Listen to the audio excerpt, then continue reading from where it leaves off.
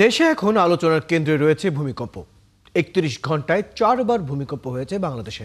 এটাকে দেশের ইতিহাসে স্মরণকালের সবচেয়ে বড় ভূমিকম্প বলে উল্লেখ করেছেন ভূমিকম্প বিশেষজ্ঞরা। কেন হয় ভূমিকম্প? ভূ অভ্যন্তরে যখন একটি শিলা অন্য একটি শিলার উপরে উঠে বসে তখন ভূমি কেঁপে ওঠে। পৃথিবী পৃষ্ঠের অংশ বিশেষে হঠাৎ এই অবস্থান পরিবর্তন বা আন্দোলনই ভূমিকম্প। বিস্তারিত মনুজ্জামান বাবুর প্রতিবেদনে। নায়াসিনামাইড ও স্যালিসাইলিক সমৃদ্ধ লিলি ফেস ওয়াশ যা ফেসের ডেড স্কিন সেল দূর করে দেয় দ্বিগুণ ফাস্টার ব্রাইটেনিং। পৃথিবীর মহাদেশগুলো স্থির নয়, এগুলোর নিচে থাকা অতিকায় শিলা স্তরগুলো উত্তপ্ত তরল ম্যাগমার ওপর ভাসছে। এগুলোকে বলা হয় টেকটনিক প্লেট। প্লেটগুলো একটানা নড়াচড়া করতে থাকে। এই প্লেটগুলো একটি আরেকটির সঙ্গে ঠোকাঠুকি হয়। কখনো কখনো একটি প্লেট আরেকটির উপর উঠে যায়। এতে দুই প্লেটের মাঝে চাপ হিসেবে শক্তি সঞ্চিত হয়। যখন এই চাপ হঠাৎ মুক্ত হয় তখন বিপুল শক্তিতে বেরিয়ে আসে এবং পৃথিবীর পৃষ্ঠকে কাঁপিয়ে দেয়। এছাড়া ফল্ট লাইন বা শিলাচ্যুতিতেও ভূমিকম্প তৈরি হয়।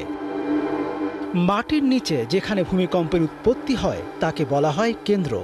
এই কেন্দ্র থেকে শক্তি সিসমিক তরঙ্গ আকারে ছড়িয়ে পড়ে। এই তরঙ্গ এপিসেন্টার বা উপকেন্দ্রে সবচেয়ে বেশি শক্তিশালী হয়।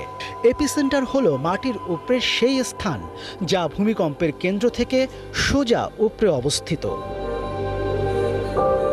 অনেক সময় বড় ধরনের ভূমিকম্পের আগে ফোরশক বা পূর্বাভাস কম্পন হয়। এগুলো অপেক্ষাকৃত ছোট ভূমিকম্প যা পরে হওয়া বড় ধরনের ভূমিকম্পের একই স্থানে ঘটে। বড় ও প্রধান ভূমিকম্পকে মূল কম্পন বা মেইন শক বলা হয়। মূল কম্পনের পর পরবর্তী কম্পন বা আফটার শক হয়। ফলে মূল কম্পনের পরে একই স্থানে ঘটে ছোট ভূমিকম্প। বিশেষজ্ঞদের মতে বাংলাদেশ সবসময় ভূমিকম্পের ঝুঁকিতে ছিল।